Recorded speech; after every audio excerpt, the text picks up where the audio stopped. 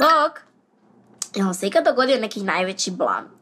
Pa meni se je dogodio. I ne bi sad baš o tome, ali ću vam zato reći što sam poslije napravila.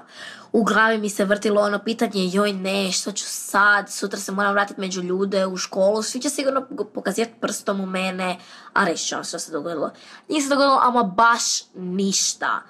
Možda je onako 2-3 osoba me pitalo kao, joj Vita, pa zašto si to napravila?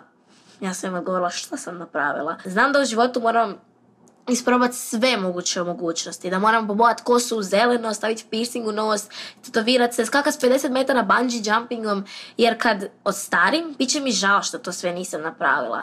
I zato nemojte da vas bude briga što ste napravili danas ili jučer ili što ćete sutra napraviti, jer ljudi za 25 godina se tog uopće neće sjećati. Hodite uzdignutom glavom preko ceste, budite sretni što imate jedan život i što možete sve u njemu napraviti. Bog!